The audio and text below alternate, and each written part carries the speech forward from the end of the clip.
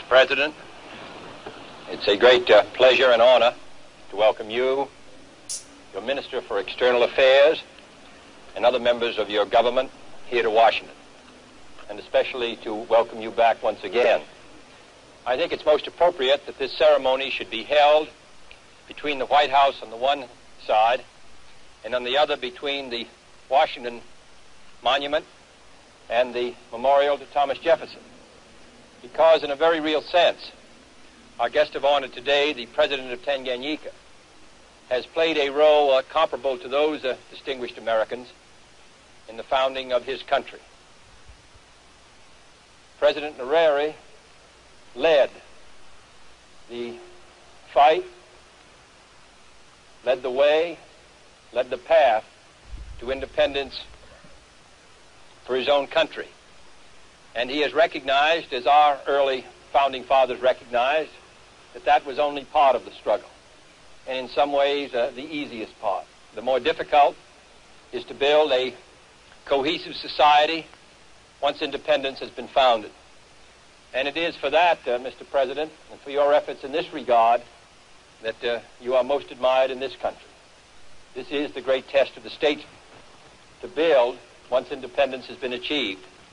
Your efforts to build a cohesive, open society, a free society, based on liberal principles, and also to build this society and this country as part of a larger organization of East Africa, has won the respect and admiration of the government and the people of the United States.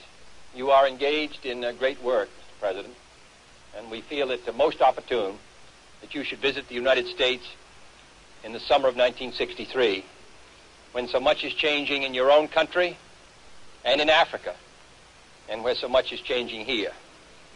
Progress, we hope, will mark the year 1963 in every field, internationally, nationally, in this continent, in this hemisphere, in your continent, in your hemisphere, and throughout the world. And it is, therefore, a most happy occasion for all of us to welcome a distinguished leader of Africa, a distinguished leader of his own country, a distinguished leader for peace and justice throughout the world, the President of Tanganyika, President Nyerere.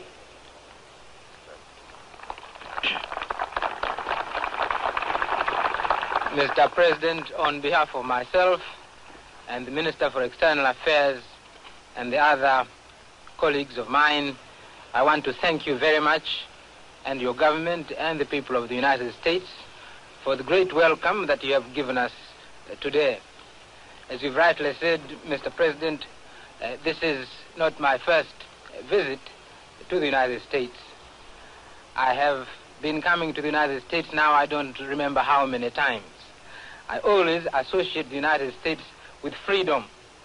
During those days when we were struggling for our freedom, and having chosen the method of peace to achieve our freedom, I used to come almost annually to the United Nations organization to plead the cause of the freedom of my country.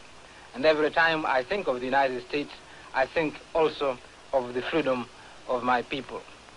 As you said, Mr. President, one part of our struggle is over, and that is the struggle to win independence from colonial rule. But that's merely the beginning. Our community, like your community, consists of a large number of people, some native, others immigrants.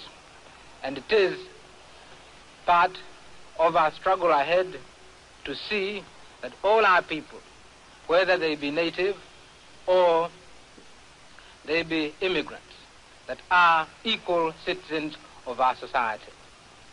It's also part of our struggle to see that the amenities of life in the 20th century reach our people.